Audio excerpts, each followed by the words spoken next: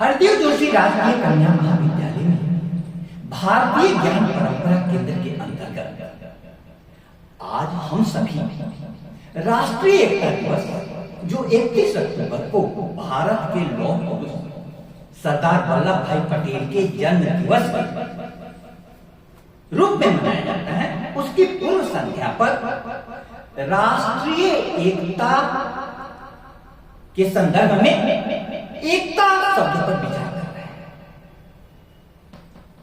हम सभी को स्कूलों में पढ़ाया जाता है एकता में ही शक्ति होती है। एक और प्रसिद्ध कहावत है संघे शक्ति कलौ युगे, अर्थात कलयुग में संघ में संगठन में शक्ति होती है। इसके साथ हमें यह भी पढ़ाया जाता है कि शक्ति व्यक्ति को भ्रष्ट करती है। प्रसिद्ध राजनीतिक विचारक लॉर्ड एक्टन का कथन है, power corrupts man, absolute power corrupts absolute. अब हमें विचार करना है कि यदि शक्ति व्यक्ति को भ्रष्ट कर देती है और एकता से शक्ति आती है, तो शक्ति को प्राप्त करने का हम क्यों प्रयास?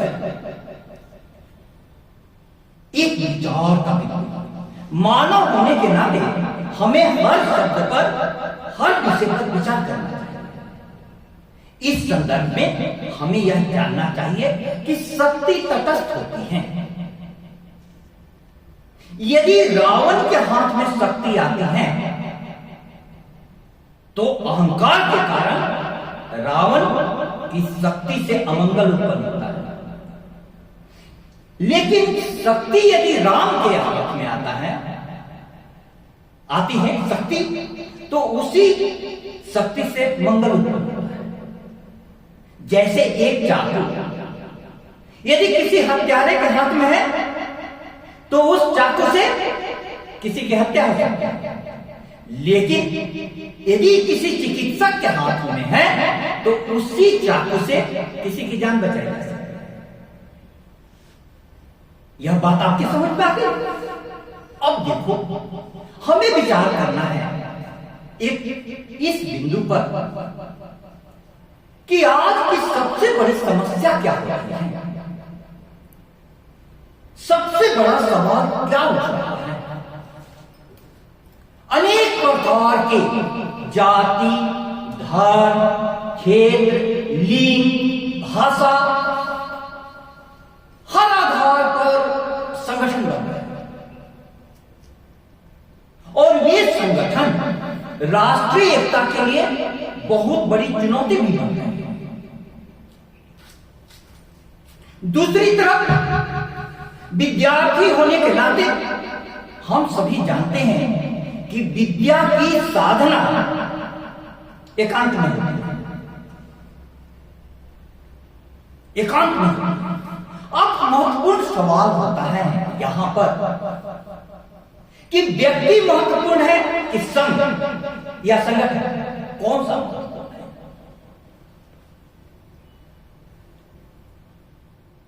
यह सोचो, व्यक्ति महत्वपूर्ण है कि संघ?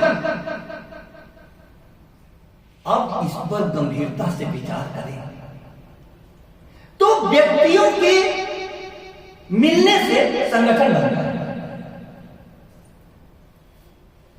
व्यक्ति कैसा है, व्यक्ति महत्वपूर्ण है, ऐसा ओशो ने कहा। ओशो व्यक्तिगत स्वतंत्रता को बहुत महत्व देते थे और उन्होंने वे स्वयं किसी संगठन में शामिल नहीं हुए और उन्होंने स्वयं कोई संगठन नहीं बनाया। लेकिन दूसरी तरफ हम जानते हैं कि संगठन में ही शक्ति होती है, खास करके लोकतंत्र में। जो जितना बड़ा संगठन बना लेता है उसकी शक्ति उतनी ज्यादा बढ़ जाती है, वही सरकार में आ जाता है। जितनी बड़ी संख्या उतनी बड़ी शक्ति एकत्रित हो जाती है। तो हमें यह सोचना है कि क्या सत्य बहुसंख्यक का मोहताज होता है?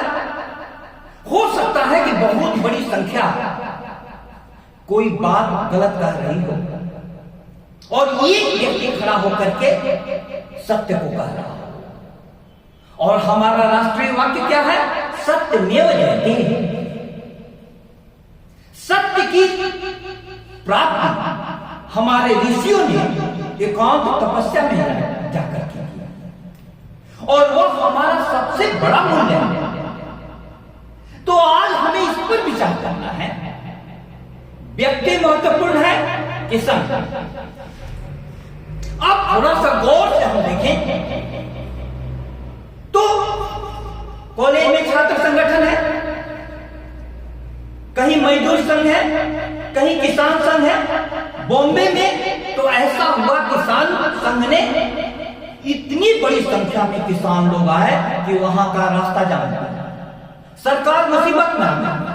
तब कोर्ट ने कल दखल देकर के कहा कि किसी भी मांग के लिए कोई भी संघ या संगठन रास्ते को अवरुद्ध नहीं कर सकता। अब जाति के आधार पर कई प्रकार के संगठन बन रहे हैं, धर्म के आधार पर कई प्रकार के संगठन बन रहे हैं। धर्म के आधार पर हिंदुओं का अपना संगठन है, मुसलमानों का अपना संगठन है, सिख का अपना संगठन है, ईसाई का अपना संगठन है, जैन का अपना संगठन है, बौद्ध का अपना संगठन है। यहाँ छात्र का अलग संगठन है, शिक्षकों का अलग संगठन है, किसानों का अलग संगठन है, मजदूरों का अलग संगठन है। इतने प्रकार के संगठन सभी अपनी मांगों के लिए इकट्ठा होते हैं, तो ऐसा लगता है कि ये संगठन हमारे राष्ट्रीय एकता के लिए एक चुनौती पेश कर रहे हैं। अब इसमें हमें सोचना यह है कि हमें किस प्रकार से राष्ट्रीय एकता को बनाए रखना है, क्योंकि हर व्यक्ति अपने संगठन को बना करके अपनी मांगे रखता है, और सरकार के लिए मुश्किल होती है क्योंकि उसका विरोधी दूसरा संगठन दूसरी मांगे रखता है। तो यह विचार का बिंदु है। शिक्षा जगत से एक विचार पूर्वक यह संवाद स्थापित किया जाना चाहिए। संस्कृत का एक श्लोक है भारतीय ज्ञान परंपरा से, मैं बोलूं उसको ध्यान से आप सुनिए। एकम त्यजेत कुलस्य कुलस्य अर्थे, एक को अपने कुल के लिए, परिवार के लिए त्याग कर देना चाहिए। एक को, स्वयं को कुल के लिए त्याग कर दो, परिवार के लिए।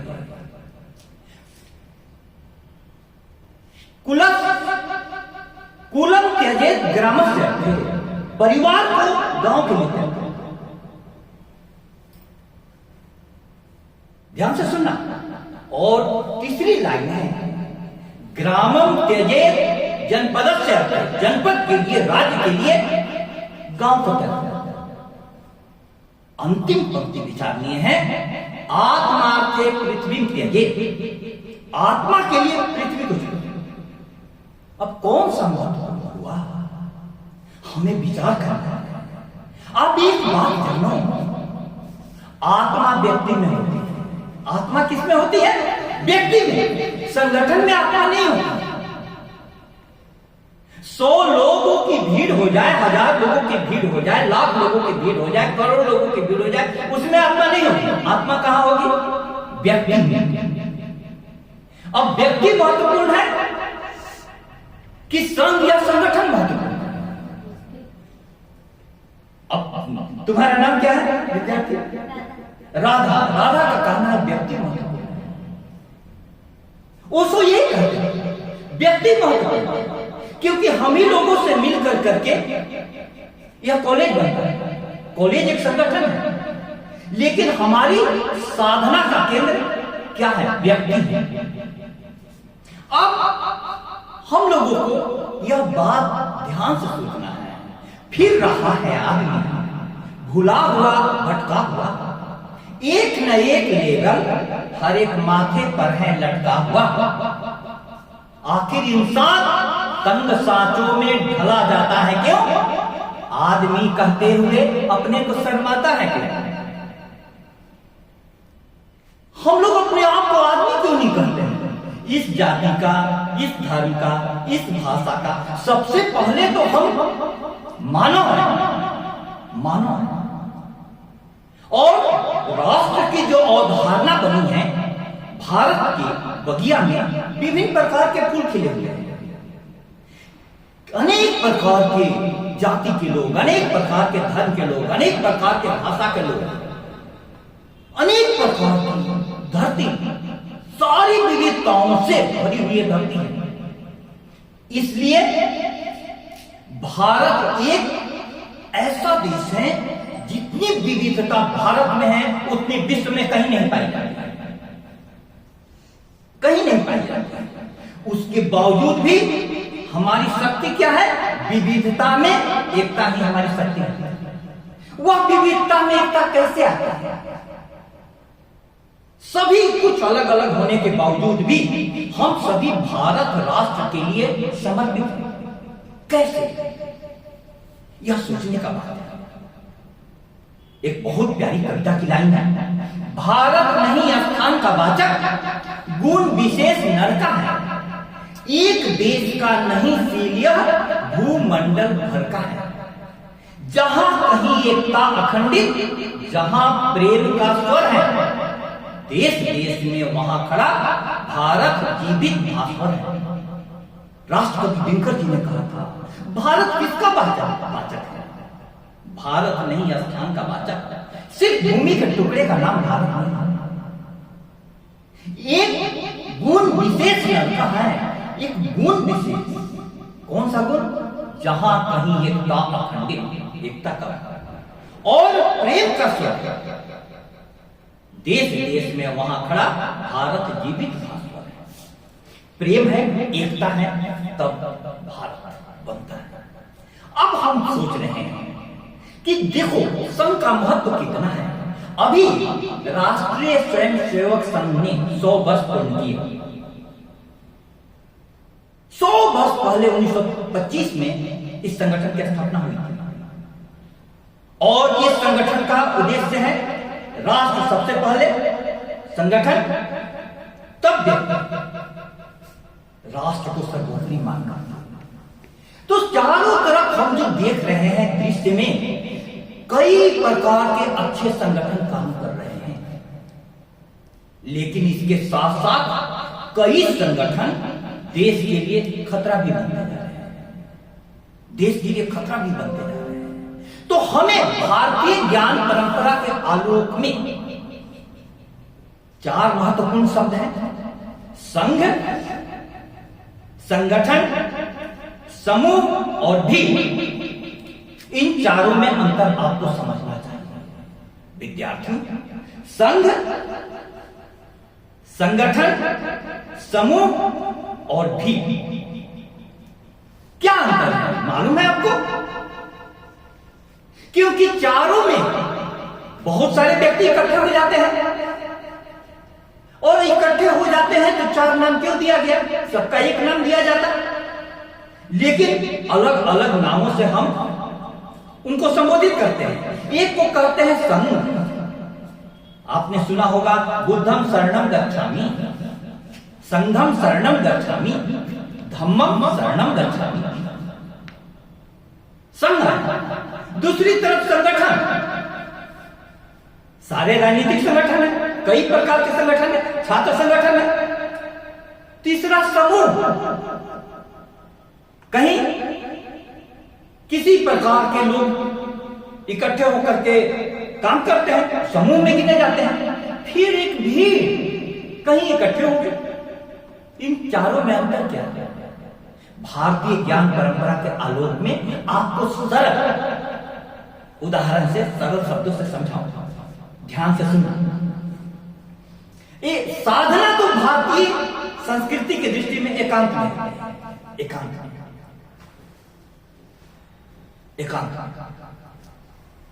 लेकिन जो भी उपलब्धि होती है, देखो बुद्ध राजकुमार थे, उनके राजमहल में सारी सुख सुविधाएं थी, लेकिन उन्होंने राजमहल छोड़कर जंगल में चले गए।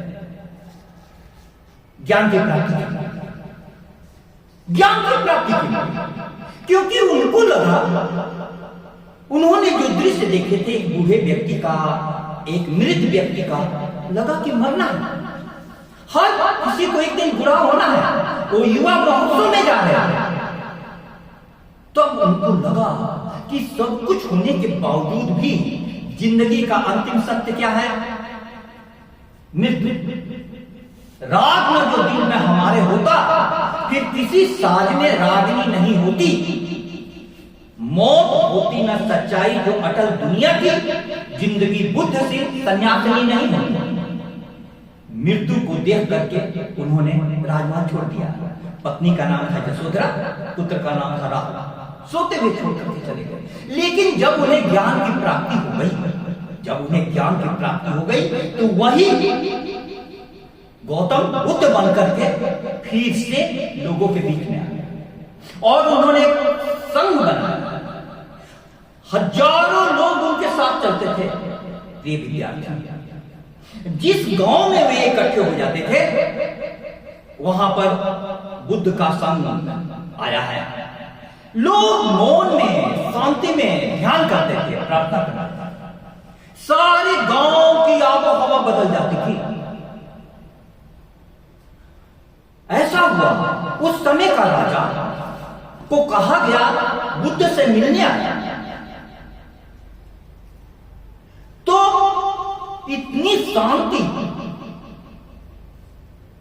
जहां 1000 10,000 भिक्षुओं देख करके आश्चर्य हुआ।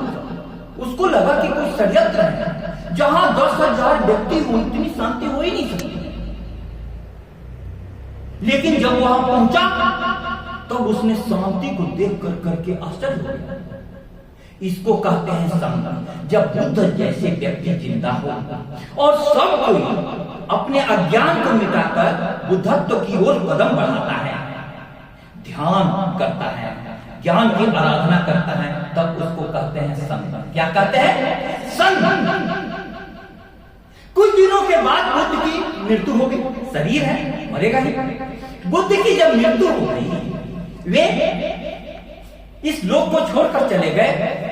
तब बुद्ध के साथ जो रहे हुए थे, वे लोग सारे व्यक्तियों को उस रास्ते पर ले जा रहे थे। अब बुद्ध नहीं थे, लेकिन कौन लोग थे?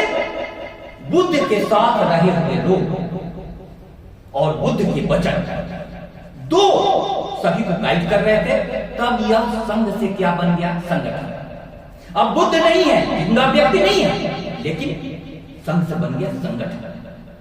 कुछ दिनों के बाद बुद्ध के साथ रहे हुए लोग भी मर गए। अब बुद्ध के वचनों का संकलन कर दिया गया, शास्त्र के रूप में बुद्ध के वचन लिपिबद्ध कर दिया गया। अब न बुद्ध है, न बुद्ध के संग के रहे हुए लोग हैं, सिर्फ बुद्ध के वचन किताबों में। तब यह क्या हो गया? समूह। क्या हो गया? समूह हो गया। संघ से संगठन, संगठन से समूह बन गया। अब किताबों को देख करके लोग चल रहे हैं। बुद्ध के एक वचनों की कई व्याख्या हो गई, कई शाखाओं में बोधन बढ़ गया। इसके बाद एक शब्द आता है भीड़। क्या आता है? भीड़। अब विद्यार्थियों, आजकल मॉब लिंचिंग की बात चल रही है। लोग इकट्ठे हो जाते हैं, एक अफवाह फैलती है और किसी को मार दिया जाता है धर्म के आधार पर। किसी औरत को डाइन कह करके जिंदा जला दिया जाता है। अब ऐसे लोगों का झुंड, इसको कहते हैं भीड़। न वहां बुद्ध है, न बुद्ध के संग रहे हुए लोग हैं, न बुद्ध के शास्त्र हैं, सिर्फ इकट्ठे हो गए हैं। आज सबसे बड़ी चुनौती राष्ट्रीय एकता के लिए भीड़ बन गई। भीड़ भटके रास्तों पर बढ़ती है जब सफर का रहनुमा खामोश होता है। मंत्र जपते होठ जब जलने लगे, रीतियों के आचरण में दोष होता है। आओ मिलकर हम सभी आवाज दें, साथ जिनके जोश के कुछ होश होता है। भीड़ के पास सिर्फ जोश होता है। तुम देखोगे लोग इकट्ठे होते हैं, चोर चोर चोर सब इकट्ठे हो गए, जो भी व्यक्ति पकड़ में आया उसको मार पता नहीं। अब देखो, भारतीय स्वतंत्रता संग्राम का आंदोलन जब चल रहा था, उस समय कांग्रेस संगठन से जुड़े हुए गांधी, नेहरू, टैगोर, सुभाष, ये सारी जागृत आत्माएं थी, जागी हुई आत्माएं, शिक्षित व्यक्ति थे। अब इनके बीच में किसी भी आंदोलन को लेकर के मतभेद रहता था। मतभेद माने विचारों में, मतभेद माने विचारों में, लेकिन मनभेद नहीं रहता था। अब दो शब्दों को समझना प्यारे विद्यार्थियों, एकता के सिलसिले में, एक है मतभेद, एक है मनभेद। तुम्हारे घर में भी किसी भी बात पर विचार होता है कि यह शादी कैसे किया जाए। किसी का मत रहता है कि बहुत अच्छा से किया जाए, किसी का मत रहता है कि ज्यादा खर्चा नहीं किया जाए, कम खर्चे में किया जाए, ये ऐसे किया जाए। मतभेद रहता है, मनभेद नहीं रहता है। कोई निर्णय हो जाता है तो फिर सब कोई उसी प्रकार से करता है। तो कांग्रेस संगठन में जागे हुए लोगों का समूह, मतभेद होने के बावजूद उनमें मनभेद नहीं था। ऋग्वेद की एक पंक्ति है, संगठध्वम संबद्धध्वम सम ओ मनांसि जानता देवा भागम यथा पूर्वे संजानाना उपासते। साथ में हम चले, साथ में बोले, हम सभी का मन एक हो। महाविद्यालय के सामने में सबसे बड़ी चुनौती क्या है? सबका मन एक हो। हम किसके लिए आए हैं? यह आए हैं ज्ञान की आराधना की, ज्ञान की आराधना की। हमारा उद्देश्य एक है। तो गांधी, नेहरू, टैगोर और सुभाष सब में मतभेद होते थे, लेकिन मन एक था।